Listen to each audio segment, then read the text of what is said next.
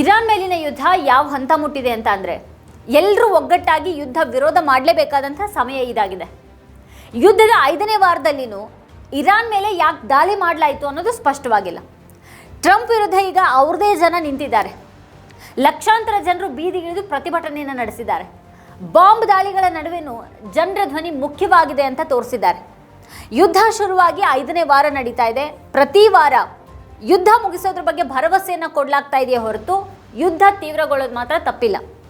Israel ತನ್ನ ರಕ್ಷಣಾ ಬಜೆಟ್ನಲ್ಲಿ ಪ್ರತ್ಯೇಕ $10 ಬಿಲಿಯನ್ ಪ್ರಸ್ತಾಪ ಮಾಡಿದೆ. ಅಂದರೆ ಅದು ದೀರ್ಘಾವಧಿಯ ಯುದ್ಧಕ್ಕೆ ತಯಾರಾಗ್ತಾ ಇದೆ ಅಂತ ಹೇಳಲಾಗ್ತಾ ಇದೆ. ಇನ್ನು ಈ ನಡುವೆ ಯೆಮನ್ನ ಹೌತಿ ಇರಾನ್ ಪರ ಯುದ್ಧಕ್ಕಿಳಿಯೋದಾಗಿ ಹೇಳಿದೆ.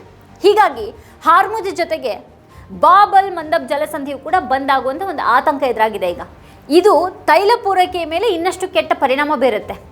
ತೈಲ ಆಮದಿನ ಮೇಲೆ ಅವಲಂಬಿತ ಆಗಿರುವಂತಹ ಯಾವುದೇ ದೇಶಕ್ಕೆ ಒಳ್ಳೆಯ ಸುದ್ದಿ ಅಲ್ಲ ಇದು. US-ನಲ್ಲಿಯೂ ಕೂಡ ಪೆಟ್ರೋಲ್ ಬೆಲೆಗಳು ಏರಿಕೆ ಆಗಿವೆ. ಅಲ್ಲಿನ ಭಾರೀ ಪ್ರತಿಭಟನೆಗಳು ಮಾತ್ರ ಜಗತ್ತು ಅಚ್ಚರಿಗೊಳ್ಳೋದಕ್ಕೆ ಕಾರಣ ಆಗಿವೆ. ಯುದ್ಧ ನಡೆಸ್ತಾ ಇರುವಂಥ ಅದೇ ಅಮೆರಿಕಾದಲ್ಲಿ ಯುದ್ಧದ ವಿರುದ್ಧ ಇಷ್ಟು ದೊಡ್ಡ ಪ್ರತಿಭಟನೆ ನಡೆದಿದೆ ಅನ್ನೋದು ಸಣ್ಣ ಮಾತಲ್ಲ. ಭಾರತದಲ್ಲಿ ಒಗ್ಗಟ್ಟಿನ ಹೆಸರಿನಲ್ಲಿ ಅಭಿಪ್ರಾಯಗಳನ್ನು ಕಸಿಯಲಾಗ್ತಾ ಇರುವಾಗ, ಮೌನವಾಗಿಸ್ತಾ ಇರುವಾಗ ಅಮೆರಿಕಾದ ಜನರು ತಮ್ಮ ಸರ್ಕಾರದ ವಿರುದ್ಧ ಪ್ರತಿಭಟಿಸೋದಕ್ಕೆ ಬೀದಿಗಿಳಿದಿದ್ದಾರೆ. ಇವತ್ತು ಕಳೆದ 5 ತಿಂಗಳಿನಿಂದ ವಿದೇಶಿ ಹೂಡಿಕೆದಾರರು ಭಾರತದಿಂದ ಹೂಡಿಕೆ ಮಾಡೋದಕ್ಕಿಂತನೂ ಹೆಚ್ಚಿನ ಹಣವನ್ನು ಹಿಂತೆಗೆದುಕೊಂಡಿದ್ದಾರೆ. ಈ ಯುದ್ಧದಲ್ಲಿ 8 ಭಾರತೀಯ ನಾಗರಿಕರು ಕೂಡ ಸಾವನ್ನಪ್ಪಿದ್ದಾರೆ. ಆದರೆ ನಾವು ಮೌನವಾಗಿದ್ದೀವಿ. ಮಾರ್ಚ್ 28ರಂದು ಅಮೆರಿಕದ 50 ರಾಜ್ಯಗಳಲ್ಲಿ 3300 ಸ್ಥಳಗಳಲ್ಲಿ ಲಕ್ಷಾಂತರ ಜನರು ಇರಾನ್ ಮೇಲಿನ ದಾಳಿಯನ್ನು ಪ್ರತಿಭಟಿಸಿದರು. ವಲಸಿಗರ ವಿರುದ್ಧದ ಟ್ರಂಪ್ ದೌರ್ಜನ್ಯವನ್ನು ಪ್ರತಿಭಟಿಸೋದಕ್ಕೆ ನೋ ಕಿಂಗ್ ಪ್ರತಿಭಟನೆಗಳನ್ನ ಕೂಡ ನಡೆಸಲಾಗಿತ್ತು. ಆದರೆ ಈಗ ಇರಾನ್ ಮೇಲಿನ ದಾಳಿಯನ್ನು ವಿರೋಧಿಸೋದನ್ನು ಕೂಡ ಅದೇ ಚಳವಳಿಗೆ ಸೇರಿಸಲಾಗಿದೆ. ಅದೇ ಕಾರಣಕ್ಕೆ ಈ ವರ್ಷದ ನೋ ಕಿಂಗ್ ಪ್ರತಿಭಟನೆಯಲ್ಲಿ ಭಾಗವಹಿಸಿದಂಥ ಜನರ ಸಂಖ್ಯೆ ಈ ಹಿಂದೆಂದಿಗಿಂತ 60%ರಷ್ಟು ಹೆಚ್ಚಿತ್ತು. ಅಂದರೆ 80 ಲಕ್ಷಕ್ಕೂ ಹೆಚ್ಚು ಜನರು ಭಾಗವಹಿಸಿದ್ರು ಅಂತ ಹೇಳಲಾಗಿದೆ. ಅರ್ಧದಷ್ಟು ಪ್ರತಿಭಟನೆಗಳು ರಿಪಬ್ಲಿಕನ್ ಭದ್ರಕೋಟೆಗಳೇ ಅಂತ ಪರಿಗಣಿಸಲಾದಂಥ ಪ್ರದೇಶಗಳಲ್ಲೇ ನಡೆದಿವೆ ಅಂತ ಹೇಳಲಾಗಿದೆ. ಇರಾನ್ ಮೇಲಿನ ದಾಳಿ ತಪ್ಪು ಮತ್ತು ಅದನ್ನು ನಿಲ್ಲಿಸಬೇಕು, ಶಾಂತಿ ಪುನಃಸ್ಥಾಪಿಸಬೇಕು ಅಂತ ಒತ್ತಾಯ ಮಾಡಲಾಗಿದೆ. ಈ ವಿರೋಧವನ್ನು ನಿಗ್ರಹಿಸುವಂಥ ಟ್ರಂಪ್ ನೀತಿಯನ್ನು, ಅವರ ಭಾಷೆ ಮತ್ತು ದುರಹಂಕಾರವನ್ನು ಪ್ರತಿಭಟನಾಕಾರರು ಪ್ರಶ್ನೆ ಮಾಡಿದ್ದಾರೆ. ಯುದ್ಧ ವಿರೋಧಿಸಿದ್ದಕ್ಕಾಗಿ ಮತ್ತು ಅಮೆರಿಕದ ಸೋಲಿನ ಬಗ್ಗೆ ವರದಿ ಮಾಡಿದ್ದಕ್ಕಾಗಿ ಟ್ರಂಪ್ ಪತ್ರಿಕಾ ಮಾಧ್ಯಮಗಳನ್ನು ಕೂಡ ಟಾರ್ಗೆಟ್ ಮಾಡಿದರು. TV ಚಾನೆಲ್ಗಳ ಪರವಾನಗಿಗಳನ್ನು ಕೂಡ ರದ್ದುಗೊಳಿಸುವಂಥ ಒಂದು ಬೆದರಿಕೆಯನ್ನು ಹಾಕಲಾಯಿತು. ಆದರೂ ಅದೇ ಸಮಯದಲ್ಲಿ ಲಕ್ಷಾಂತರ ಜನರು ಟ್ರಂಪ್ ವಿರುದ್ಧನೇ ಪ್ರತಿಭಟಿಸೋದಕ್ಕೆ ಬೀದಿಗಿಳಿದ್ರು ಅನ್ನೋದು ಮಹತ್ವದ ವಿದ್ಯಮಾನ ಆಗಿದೆ. ಇದು ಟ್ರಂಪ್ ಅವರ ಹೊಸ ಗಡುವು ಏಪ್ರಿಲ್ 6ರಂದು ಮುಕ್ತಾಯಗೊಳ್ಳುತ್ತೆ. ಆದರೆ ಯಾವುದೇ ಯುದ್ಧದಲ್ಲಿ ಬಾಂಬ್ಗಳ ವಿವರಗಳು ಮಾತ್ರ ಮುಖ್ಯ ಅಲ್ಲ. ಆ ದೇಶದ ಜನರು ಯುದ್ಧವನ್ನು ಹೇಗೆ ನೋಡ್ತಾರೆ ಅನ್ನೋದು ಕೂಡ ಇಲ್ಲಿ ಮುಖ್ಯ ಆಗಿದೆ. ಭಾರತದಲ್ಲಿ ವಿವಿಧ ನೆಪಗಳ ಅಡಿಯಲ್ಲಿ ಚಾನೆಲ್ಗಳನ್ನು ಮುಚ್ಚಲಾಗ್ತಾ ಇದೆ. ಟ್ವಿಟರ್ ಖಾತೆಗಳಿಂದ ಫೇಸ್ಬುಕ್ ಪುಟಗಳವರೆಗೆ ನಿರ್ಬಂಧವನ್ನು ಹಾಕಲಾಗ್ತಾ ಇದೆ. ಯೂಟ್ಯೂಬ್ ಚಾನೆಲ್ಗಳಿಗೂ ಕೂಡ ನಿರ್ಬಂಧ ಹಾಕಲಾಗಿದೆ. ಇಂತಹ ಹೊತ್ತಿನಲ್ಲಿ ಲಕ್ಷಾಂತರ ಅಮೆರಿಕನ್ನರು ಬೀದಿಗಿಳಿದು ಪ್ರಜಾಪ್ರಭುತ್ವ ಶಾಶ್ವತವಾಗಿದೆ ಅಂತ ತೋರಿಸಿದ್ರು. ಸಾರ್ವಜನಿಕರು ಮಾತಾಡೋದನ್ನು ನಿಲ್ಲಿಸಿದ್ರೆ ಪ್ರಜಾಪ್ರಭುತ್ವ ಕುಸಿಯುತ್ತೆ. ಅಮೆರಿಕದಲ್ಲಿ ಜನರು ಬ್ಯಾನರ್ಗಳು ಮತ್ತು ಪೋಸ್ಟರ್ಗಳೊಂದಿಗೆ ಹೊರಬಂದಂತೆ ಯುದ್ಧ ಅಥವಾ ಬಿಕ್ಕಟ್ಟಿನ ಸಮಯದಲ್ಲಿ ಭಾರತದಲ್ಲಿ ಸಾಧ್ಯ ಇಲ್ಲ ಅನ್ನೋದು ಈಗಾಗಲೇ ಗೊತ್ತಾಗಿದೆ. ಇಸ್ರೇಲ್ನಲ್ಲೂ ಕೂಡ ಈ ಒಂದು ಯುದ್ಧವನ್ನು ಪ್ರತಿಭಟಿಸೋದಕ್ಕೆ ಜನರು ಈಗ ಬೀದಿಗಿಳಿದಿದ್ದಾರೆ. ಆದರೆ ಅದನ್ನು ಜನರ ನೈತಿಕತೆ ಕುಸಿದಿದೆ ಅಂತ ಇಸ್ರೇಲಿ ಪತ್ರಿಕೆ ವ್ಯಾಖ್ಯಾನಿಸಿರೋದ್ರ ಬಗ್ಗೆ ರವೀಶ್ ಕುಮಾರ್ ಅವರು ಉಲ್ಲೇಖ ಮಾಡಿದ್ದಾರೆ. ಇನ್ನು ಇರಾನ್ನಲ್ಲಿ ಅದರ ನಾಯಕರು ಯುದ್ಧ ಮುಂದುವರಿಸೋದಕ್ಕೆ ಬಯಸದೇ ಇದ್ರೂ ರಾಜಿ ಮಾಡ್ಕೊಳ್ಳೋದಕ್ಕೂ ಕೂಡ ಆತುರವನ್ನು ಅವರು ತೋರ್ತಾ ಇಲ್ಲ. ಸಾವಿನ ಸಂಖ್ಯೆ ಅಷ್ಟಿಲ್ಲವಾದ್ರೂ ಆರ್ಥಿಕತೆಗೆ ಭಾರಿ ಹೊಡೆತ ಬಿದ್ದಿರೋದಾಗಿ ಹೇಳಲಾಗಿದೆ. ಇಸ್ರೇಲ್ನ ಪ್ರತಿಬಂಧಕಗಳು ಖಾಲಿ ಆಗ್ತಾ ಇರುವಾಗ ಸರ್ಕಾರದೊಳಗೆ ಈಗ ಪರಸ್ಪರ ದೂಷಣೆ ಜೋರಾಗಿದೆ. ಹೀಗಿರುವಾಗ ಯುದ್ಧ ಇನ್ನು ಮುಂದೆ ಇಸ್ರೇಲ್ಗೂ ಸುಲಭ ಅಲ್ಲ. ಈ ಯುದ್ಧದ ವರದಿಗಳು ಹಲವು ಕೋನಗಳಿಂದ ಬರ್ತಾ ಇವೆ. ಪತ್ರಿಕೆಗಳಿಂದ ಹಿಡಿದು ಬ್ಲೂಮ್ಬರ್ಗ್ನಂಥ ವೆಬ್ಸೈಟ್ಗಳವರೆಗೆ, ದಿ ಎಕನಾಮಿಸ್ಟ್ವರೆಗೆ ಎಲ್ಲೆಡೆಗೂ ಆರ್ಥಿಕತೆ ದೀರ್ಘಕಾಲೀನ ಹಾನಿಯನ್ನು ಅನುಭವಿಸಿದೆ ಅಂತ ವಿಶ್ಲೇಷಣೆಗಳು ಬಂದಿವೆ. 2-3 ವರ್ಷಗಳ ಕಾಲ ಜಗತ್ತು ಗೊಂದಲದಲ್ಲಿನೇ ಉಳಿಯುತ್ತೆ. ಕೆಟ್ಟ ಪರಿಸ್ಥಿತಿಯಲ್ಲಿ ತೈಲ ಬೆಲೆಗಳು $200ಗೆ ಏರಬಹುದು ಅಂತ ವಿಶ್ಲೇಷಕರು ಅಂದಾಜು ಮಾಡಿದ್ದಾರೆ. ಇನ್ನು ಇರಾನ್ನಿಂದ ಇಸ್ರೇಲ್ವರೆಗಿನ ಆರ್ಥಿಕತೆ ದೀರ್ಘ ಯುದ್ಧ ತಡೆದುಕೊಳ್ಳೋದಕ್ಕೆ ಸಾಧ್ಯ ಇಲ್ಲ ಅಂತ ಬರೆಯಲಾಗಿದೆ. ವಿಶ್ವಾದ್ಯಂತ ಹೂಡಿಕೆದಾರರು ಭಾರಿ ನಷ್ಟವನ್ನು ಅನುಭವಿಸ್ತಾ ಇದ್ದಾರೆ. ಗೋಲ್ಡ್ಮನ್ ಸ್ಯಾಚಸ್ ವರದಿಯ ಪ್ರಕಾರ ಈ ಯುದ್ಧದಿಂದಾಗಿ ಅಮೆರಿಕಾದಲ್ಲೇ ಪ್ರತಿ ತಿಂಗಳು 10,000 ಉದ್ಯೋಗಗಳು ಇಲ್ಲವಾಗ್ತಾ ಇವೆ. ಮತ್ತು ಅಮೆರಿಕನ್ರೇ ಈ ಒಂದು ಅಪಾಯಗಳನ್ನು ಹೆಚ್ಚಾಗಿ ಗುರುತಿಸ್ತಾ ಇದ್ದಾರೆ. ಟ್ರಂಪ್ ರಿಪಬ್ಲಿಕನ್ ಪಕ್ಷದ ಬೆಂಬಲಿಗರು ಕೂಡ ಈ ಒಂದು ಯುದ್ಧವನ್ನು ವಿರೋಧ ಮಾಡ್ತಾ ಇದ್ದಾರೆ ಮತ್ತು ಪ್ರಶ್ನೆಗಳನ್ನು ಎತ್ತುತ್ತಾ ಇದ್ದಾರೆ. ಪತ್ರಕರ್ತರು, ಲೇಖಕರು, ನಿವೃತ್ತ ಮಿಲಿಟರಿ ಅಧಿಕಾರಿಗಳು, ಪ್ರಮುಖ ಸಿನಿಮಾ ಸ್ಟಾರ್ಗಳು ಮತ್ತು ಸಾಮಾನ್ಯ ಜನರು ಕೂಡ ಈ ಒಂದು ಯುದ್ಧವನ್ನು ವಿರೋಧ ಮಾಡೋದಕ್ಕೆ ಒಟ್ಟಾಗಿ ಬೀದಿಗಿಳಿದಿದ್ದಾರೆ. ಇರಾನ್ ಮೇಲೆ ದಾಳಿ ಮಾಡೋದಕ್ಕೆ ಸುಳ್ಳುಗಳನ್ನು ಹೇಳಲಾಗ್ತಾ ಇದೆ ಅಂತ ಅಮೆರಿಕದ ಜನರಲ್ಲಿ ಹೆಚ್ಚಿನವರು ಭಾವಿಸ್ತಾ ಇದ್ದಾರೆ. ಯುದ್ಧಗಳನ್ನು ಪ್ರಾರಂಭಿಸೋರ ಪ್ರಾರ್ಥನೆಗಳನ್ನು ಏಸು ಕೇಳೋದಿಲ್ಲ, ಅವರ ಕೈಗಳು ರಕ್ತದಿಂದ ಕೂಡಿವೆ ಅಂತ ಪೋಪ್ ಲಿಯೋ ಹೇಳಿದ್ದಾರೆ. ಯಾರು ಇವತ್ತು ಪೋಪ್ ಮಾತನ್ನ ಕೇಳ್ತಾ ಇಲ್ವಾದ್ರೂ ಕೂಡ ಅವರು ಯುದ್ಧದ ವಿರುದ್ಧ ಮಾತಾಡ್ತಾನೆ ಇದ್ದಾರೆ. ವಿಯೆಟ್ನಾಂ ಯುದ್ಧದ ಸಮಯದಲ್ಲಿ ಪೆಂಟಗನ್ ಸತ್ಯ ಮರೆಮಾಚಿದೆ ಅಂತ ಗೊತ್ತಾದಾಗಲೂ ಕೂಡ ಜನರು ಅದನ್ನು ಪ್ರತಿಭಟಿಸಿದ್ರು. ವಿಯೆಟ್ನಾಂ ಯುದ್ಧದ ವಿರುದ್ಧ ಪ್ರತಿಭಟಿಸಿದಂಥ ಜನರನ್ನ ಆ ಸಮಯದಲ್ಲಿ ದೇಶದ್ರೋಹಿಗಳು ಅಂತ ಕೂಡ ಕರೆಯಲಾಗ್ತಾ ಇತ್ತು. ಅದಾದ ನಂತರ ಆ ಜನರೇ ಹೆಚ್ಚು ದೇಶಭಕ್ತರು ಅಂತ ಸಾಬೀತಾಯಿತು.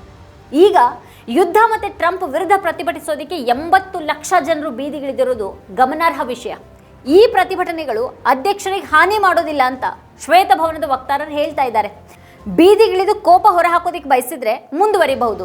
ಟ್ರಂಪ್ ಅವರನ್ನು ನಿರಂತರವಾಗಿ ವಿರೋಧ ಮಾಡೋರಿಗೆ ನೋ ಕಿಂಗ್ಸ್ ಪ್ರತಿಭಟನೆ ಚಿಕಿತ್ಸೆಯ ಸಮಯ ಅಂತ ಅವ್ರ ವಕ್ತಾರರು ವ್ಯಂಗ್ಯ ಮಾಡಿದ್ದಾರೆ. ಅಂದ್ರೆ ಪ್ರತಿಭಟನಾಕಾರರನ್ನ ರೋಗಿಗಳು ಅಂತ ಹಣೆಪಟ್ಟಿ ಕಟ್ಟಲಾಗ್ತಾ ಇದೆ. ಅವ್ರಿಗೆ ಮತ ಹಾಕಿದವರನ್ನ ಕೂಡ ಈ ಪಟ್ಟಿಯಲ್ಲಿ ಸೇರಿಸ್ಕೊಳ್ಳಲಾಗ್ತಾ ಇದೆ. ಒಮ್ಮೆ ಅಧಿಕಾರಕ್ಕೆ ಬಂದ ನಂತರ ಅವರ ಸ್ವಂತ ಮತದಾರರು ಮತ್ತು ಬೆಂಬಲಿಗರನ್ನು ಕೂಡ ನಿಂದಿಸಲಾಗುತ್ತೆ. ಮತ್ತಿದು ಜಗತ್ತಿನೆಲ್ಲೆಡೆ ಇರುವಂತಹ ದೊಡ್ಡ ವ್ಯಂಗ್ಯ. ಆದರೂ ಅಮೆರಿಕದ ಜನರ ಪ್ರತಿಭಟನೆ ಇಂಥ ಎಲ್ಲವನ್ನ ಮೀರುವಂಥ ಒಂದು ಶಕ್ತಿಯನ್ನು ತೋರಿಸಿದೆ. ಗ್ರೀನ್ಲ್ಯಾಂಡ್, ವೆನೆಜುವೆಲಾ, ಇರಾನ್ ಮತ್ತು ಕ್ಯೂಬಾವನ್ನು ಸ್ವಾಧೀನಪಡಿಸಿಕೊಳ್ಳುವಂಥ ಟ್ರಂಪ್ ನೀತಿಯನ್ನು ಅವ್ರದೇ ದೇಶದ ಜನರು ಅಸಂಬದ್ಧ ಅಂತ ಪ್ರತಿಪಾದಿಸ್ತಾ ಇದ್ದಾರೆ. ಈ ನೀತಿಗಳನ್ನು ಜನರು ಅಪಾಯಕಾರಿ ಅಂತ ಪರಿಗಣಿಸ್ತಾರೆ, ಮಾನವ ಹಕ್ಕುಗಳ ಉಲ್ಲಂಘನೆ ಅಂತ ಪರಿಗಣಿಸ್ತಾರೆ. ಸಾರ್ವಜನಿಕರು ಎಚ್ಚರಗೊಂಡು ಬೀದಿಗಿಳಿದಾಗ ಅದು ಸರ್ಕಾರಗಳ ಮೇಲೆ ಪರಿಣಾಮ ಬೀರುತ್ತೆ. ಅದಕ್ಕಾಗಿಯೇ ಟ್ರಂಪ್ ಬಂಕರ್ಗಳನ್ನು ನಿರ್ಮಿಸಬೇಕಾಗಿದೆ. ಡ್ರೋನ್ಗಳಿಂದ ದಾಳಿ ಮಾಡಲಾಗದಂಥ ಬಂಕರ್ಗಳು, ಅವುಗಳ ಗಾಜನ್ನು ಗುಂಡು ನಿರೋಧಕ ಅಂತ ಹೇಳಲಾಗತ್ತೆ. ಟ್ರಂಪ್ಗಾಗಿ $300 ಮಿಲಿಯನ್ ವೆಚ್ಚದಲ್ಲಿ ಬಾಲ್ ರೂಮ್ ಕೆಳಗೆ ಈ ಬಂಕರನ್ನು ನಿರ್ಮಿಸಲಾಗ್ತಾ ಇದೆ. ಟ್ರಂಪ್ ಇದ್ರ ಬಗ್ಗೆ ಆಗಾಗ ಮಾಹಿತಿಯನ್ನು ನೀಡ್ತಾನೆ ಇರ್ತಾರೆ. ಅವರು ನಿಜವಾದದನ್ನು ಮಾತಾಡಲಾರ್ದಂಥ ಹೊತ್ತಲೆಲ್ಲ ಇಂಥ ಕ್ಷುಲ್ಲಕ ತಂತ್ರಗಳನ್ನು ಬಳಸ್ತಾರೆ ಅಂತ ರವೀಶ್ ಕುಮಾರ್ ಅವರು ವಿಶ್ಲೇಷಿಸಿದ್ದಾರೆ. ಈ ಬಾಲ್ ರೂಮ್ಗೆ ಸಂಬಂಧಪಟ್ಟಂಥ ಒಬ್ಬ ವಿನ್ಯಾಸಕ, ನಗರ ಯೋಜಕ ಮತ್ತು ವಾಸ್ತುಶಿಲ್ಪಿ ನ್ಯೂಯಾರ್ಕ್ ಟೈಮ್ಸ್ನಲ್ಲಿ ಟೀಕೆ ಮಾಡಿರೋದನ್ನು ರವೀಶ್ ಕುಮಾರ್ ಅವರು ಉಲ್ಲೇಖ ಮಾಡಿದ್ದಾರೆ. ವಿನ್ಯಾಸಕಾರನ ಆ ಟೀಕೆ ಬಗ್ಗೆ ಟ್ರಂಪ್ ಅವರ ಪತ್ರಿಕಾ ಕಾರ್ಯದರ್ಶಿ ಉರಿದು ಬಿದ್ದಿದ್ದಾರೆ. ಬಾಲ್ ರೂಮನ್ನು ಹೇಗೆ ನಿರ್ಮಾಣ ಮಾಡಬೇಕು ಅಂತ ಅವ್ರು ನಮಗೆ ಹೇಳ್ತಾರಾ ಅಂತ ಕಿಡಿಕಾರಿದ್ದಾರೆ. ಈ ಯುದ್ಧದಲ್ಲಿ ಇಸ್ರೇಲ್ ಮತ್ತು ಅಮೆರಿಕ ಇರಾನ್ನ ಒಳಗಿನಿಂದ ಎಷ್ಟು ಟೊಳ್ಳು ಮಾಡಿವೆ ಅನ್ನೋದನ್ನು ನಿಖರವಾಗಿ ಅಂದಾಜು ಮಾಡೋದು ಕಷ್ಟ. ಆದರೆ ಇರಾನ್ ಪ್ರತಿಕ್ರಿಯೆ ನೀಡ್ತಾ ಇರುವಂಥ ರೀತಿ, ಅದು ಹೋರಾಡೋದಕ್ಕೆ ಇನ್ನೂ ಕೂಡ ಸಾಕಷ್ಟು ಕ್ಷಿಪಣಿಗಳನ್ನು ಹೊಂದಿದೆ ಅನ್ನೋದನ್ನೇ ಸೂಚಿಸ್ತಾ ಇದೆ. ಅಮೆರಿಕದ ಯುದ್ಧ ನೌಕೆ ಅಬ್ರಹಾಂ ಲಿಂಕನ್ ತನ್ನ ವ್ಯಾಪ್ತಿಯೊಳಗೆ ಏನಾದರೂ ಬಂದರೆ ಐರಿಸ್ ಡೇನ ಹುತಾತ್ಮರ ರಕ್ತಕ್ಕೆ ಸೇಡ್ ತೀರಿಸಿಕೊಳ್ಳೋದಾಗಿ ಇರಾನ್ ಹೇಳಿದೆ. ಕ್ಷಿಪಣಿಗಳಿಂದ ಅದರ ಮೇಲೆ ದಾಳಿ ಮಾಡೋದಾಗಿ ಇರಾನ್ ಘೋಷಿಸಿದೆ. ಮತ್ತೊಂದು ಯುದ್ಧ ನೌಕೆ ಜೆರಾರ್ಡ್ ಫೋಲ್ಡ್ ಬೆಂಕಿ ಕಾಣಿಸ್ಕೊಂಡ ಬಳಿಕ ದುರಸ್ತಿಗೆ ಹೋಗಿದೆ. ಆದರೆ ಇರಾನಿನ ದಾಳಿಯಿಂದ ಅದು ಹಾನಿಗೊಳಗಾಗಿದೆ ಅಂತ ಈಗ ಸ್ಪಷ್ಟ ಆಗ್ತಾ ಇದೆ. ಅಮೆರಿಕ ತನ್ನ ಶಸ್ತ್ರಾಸ್ತ್ರಗಳ ಪತನವನ್ನು ಬಹಿರಂಗವಾಗಿ ಒಪ್ಕೊಳ್ಳೋದಿಲ್ಲ. ಹಾಗಾಗಿನೇ ಇದನ್ನೆಲ್ಲ ಅದು ಮಿತ್ರ ರಾಷ್ಟ್ರಗಳ ತಪ್ಪು ಗುರಿ ಅಂತ ಹೇಳಿ ಮುಚ್ಚಾಕತ್ತೆ. ಇರಾನ್ ಸೌದಿ ಅರೇಬಿಯಾದ ವಾಯುಪಡೆ ನೆಲೆಯಲ್ಲಿ ಅಮೆರಿಕದ E-3AW ACS ವಿಮಾನವನ್ನು ನಾಶಪಡಿಸಿತು. ಈ ವಿಮಾನವನ್ನು ಹಾರುವಂಥ ರಾಡಾರ್ ಅಂತ ಕರೆಯಲಾಗುತ್ತೆ. ಇದ್ರ ಬೆಲೆ $300 ಮಿಲಿಯನ್ ಅಂತ ಅಂದಾಜು ಮಾಡಲಾಗಿದೆ. ಇದು ಯಾವುದೇ ದಿಕ್ಕಿನಿಂದ ಸಮೀಪಿಸ್ತಾ ಇರುವಂಥ ವಿಮಾನಗಳನ್ನು ಮುಂಚಿತವಾಗಿಯೇ ಪತ್ತೆ ಮಾಡುತ್ತೆ ಮತ್ತು ನಂತರ ಅವುಗಳನ್ನು ಹೊಡೆದುರುಳಿಸುತ್ತೆ. ಯುದ್ಧ ಆರಂಭ ಆಗೋ ಮೊದಲು US ಕೊಲ್ಲಿಯಲ್ಲಿ ಅಂಥ 6 ವಿಮಾನಗಳನ್ನು ನಿಯೋಜಿಸಿತು. ಅಂಥ ವಿಮಾನದ ಮೇಲಿನ ದಾಳಿ ನಿಜಕ್ಕೂ ಅಮೆರಿಕಕ್ಕೆ ದೊಡ್ಡ ಹೊಡೆತ ಆಗಿದೆ ಅಂತ ಶಸ್ತ್ರಾಸ್ತ್ರ ತಜ್ಞರು ಹೇಳ್ತಾ ಇದ್ದಾರೆ. ವಿಮಾನಗಳಿಗೆ ಇಂಧನ ತುಂಬುವಂಥ ವಿಮಾನಗಳು ಕೂಡ ದಾಳಿಯಲ್ಲಿ ಹಾನಿಗೊಳಗಾಗಿವೆ. ಅಮೆರಿಕ ಇಲ್ಲಿಯವರೆಗೆ ವಿಮಾನಗಳ ಮೇಲಿನ ದಾಳಿಯಿಂದ $3 ಬಿಲಿಯನ್ ನಷ್ಟ ಅನುಭವಿಸಿದೆ ಅಂತ ಮಾಧ್ಯಮ ವರದಿಗಳು ಹೇಳ್ತಾ ಇವೆ. ಈ ಯುದ್ಧದಿಂದಾಗಿ ಇರಾನ್ ತೈಲ ಮಾರಾಟದಿಂದ ಪ್ರತಿದಿನ 2 ಪಟ್ಟು ಹೆಚ್ಚು ಗಳಿಸ್ತಾ ಇದೆ ಅಂತ ದಿ ಎಕನಾಮಿಸ್ಟ್ ವರದಿ ಮಾಡಿದೆ. ಇರಾನ್ ಮೇಲಿನ ತೈಲ ನಿರ್ಬಂಧವನ್ನು ತಾತ್ಕಾಲಿಕವಾಗಿ ಈಗ ತೆಗೆದುಹಾಕಲಾಗಿದೆ. ಇದು ಇರಾನ್ನ ಆದಾಯವನ್ನು ಹೆಚ್ಚು ಮಾಡುತ್ತೆ. ಹಾರ್ಮುಜ್ ಜಲಸಂಧಿಯಿಂದ ಇರಾನ್ ಮೇಲುಗೈ ಸಾಧಿಸಿದೆ. ಆದರೆ ಇದರ ನಂತರ ಕೂಡ ಇರಾನ್ನ ನಷ್ಟಗಳು ಏನು ಕಡಿಮೆ ಆಗ್ತಾ ಇಲ್ಲ. ಇರಾನ್ ಮಾತುಕತೆಗಳನ್ನು ನಿಲ್ಲಿಸಿಲ್ಲ, ಆದರೆ ಅದು ದಾಳಿಗಳನ್ನು ಕೂಡ ನಿಲ್ಲಿಸಿಲ್ಲ. ಇದ್ರ ಜೊತೆಗೆ ಅದು ಪರಮಾಣು ಆಯ್ಕೆಯನ್ನು ಕೂಡ ಉಳಿಸ್ಕೊಳ್ಳೋದ್ರ ಬಗ್ಗೆ ದೃಢ ಆಗ್ತಾ ಇದೆ. ಪರಮಾಣು ಪ್ರಸರಣ ರಹಿತ ಒಪ್ಪಂದ NPTಯಿಂದ ಹಿಂದೆ ಸರಿಯೋದಕ್ಕೆ ಇರಾನ್ ಈಗ ನಿರ್ಧಾರ ಮಾಡಿದೆ. ಅಮೆರಿಕ ಇರಾನಿನ 2 ವಿಶ್ವವಿದ್ಯಾಲಯಗಳ ಮೇಲೆ ಬಾಂಬ್ ದಾಳಿಯನ್ನು ಮಾಡಿತು. ಇದಕ್ಕೆ ಪ್ರತಿಯಾಗಿ ಅಮೆರಿಕ ಕ್ಷಮೆ ಯಾಚಿಸದೇ ಇದ್ರೆ ಗಲ್ಫ್ ರಾಷ್ಟ್ರಗಳಲ್ಲಿರುವಂಥ ಅಮೆರಿಕದ ವಿಶ್ವವಿದ್ಯಾಲಯಗಳ ಮೇಲೂ ಕೂಡ ಬಾಂಬ್ ದಾಳಿಯನ್ನು ನಡೆಸಲಾಗುವುದು ಅಂತ ಇರಾನ್ ಹೇಳಿದೆ. ಹಲವಾರು ವಿಶ್ವವಿದ್ಯಾಲಯಗಳು ಮತ್ತು ಕಾಲೇಜುಗಳ ಮೇಲೆ ದಾಳಿ ಮಾಡಲಾಗಿದೆ ಅಂತ ಸರ್ಕಾರ ಹೇಳುತ್ತೆ. ಇರಾನಿನ ಉಕ್ಕಿನ ಸ್ಥಾವರದ ಮೇಲೆ ಹಾಗೆ ಪರಮಾಣು ಸ್ಥಾಪನೆಗಳ ಮೇಲೂ ಕೂಡ ದಾಳಿಯನ್ನು ನಡೆಸಲಾಯಿತು. ಜಿಮ್ ಮೇಲೆ US ಕ್ಷಿಪಣಿ ದಾಳಿ ನಡೆಸಿ ನಾಗರಿಕರನ್ನು ಕೊಂದಿತ್ತು. ಶಾಲೆ ಕಾಲೇಜುಗಳು ಮತ್ತು ಆಸ್ಪತ್ರೆಗಳ ಮೇಲೂ ಕೂಡ ಬಾಂಬ್ ದಾಳಿಯನ್ನು ನಡೆಸಲಾಯಿತು. ಒಂದೇ ಬಾರಿಗೆ ಸಂಪೂರ್ಣ ಕಟ್ಟಡಗಳನ್ನು ನಾಶಪಡಿಸಬಹುದಾದಂಥ ವಸತಿ ಪ್ರದೇಶಗಳಲ್ಲಿನ ಕಟ್ಟಡಗಳ ಮೇಲೆ ಬಾಂಬ್ಗಳನ್ನು ಬೀಳಿಸಲಾಗ್ತಾ ಇದೆ.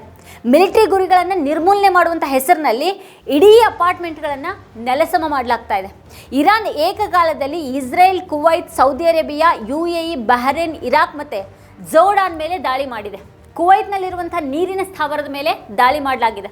ದಾಳಿಗೊಳಗಾದಂಥ ಸ್ಥಾವರ ದೇಶದ ನೀರು ಸರಬರಾಜಿನ 40% ಪೂರೈಸುತ್ತೆ ಅಂತ ಹೇಳಲಾಗಿದೆ. ಕಳೆದ ವಾರದಲ್ಲಿ ಕುವೈತ್ ವಿಮಾನ ನಿಲ್ದಾಣದಲ್ಲಿ 2 ಪ್ರಮುಖ ದಾಳಿಗಳು ಸಂಭವಿಸಿವೆ. ಬಹರೇನ್ ಮತ್ತು UAEಯಲ್ಲಿರುವಂಥ ಅಲ್ಯೂಮಿನಿಯಂ ಸ್ಥಾವರಗಳ ಮೇಲೂ ಕೂಡ ಇರಾನ್ ದಾಳಿ ಮಾಡಿದೆ. UAE ಈ ಸಂಘರ್ಷಕ್ಕೆ ಏನಾದರೂ ಪ್ರವೇಶಿಸಿದ್ರೆ ಇರಾನ್ ನೇರವಾಗಿ ದುಬೈ ಮತ್ತು ಅಬುಧಾಬಿಯನ್ನು ನಾಶಪಡಿಸುತ್ತೆ ಅಂತ ಹೇಳಲಾಗ್ತಾ ಇದೆ. ಪ್ರಕಟಿತ ವಿಶ್ಲೇಷಣೆಗಳ ಪ್ರಕಾರ ಯುದ್ಧ UAE ಮಾರುಕಟ್ಟೆಗೆ ಭಾರಿ ಹೊಡೆತ ಕೊಟ್ಟಿದೆ. UAEಯಲ್ಲಿ 18,400ಕ್ಕೂ ಹೆಚ್ಚು ವಿಮಾನಗಳನ್ನು ರದ್ದುಗೊಳಿಸಲಾಗಿದೆ.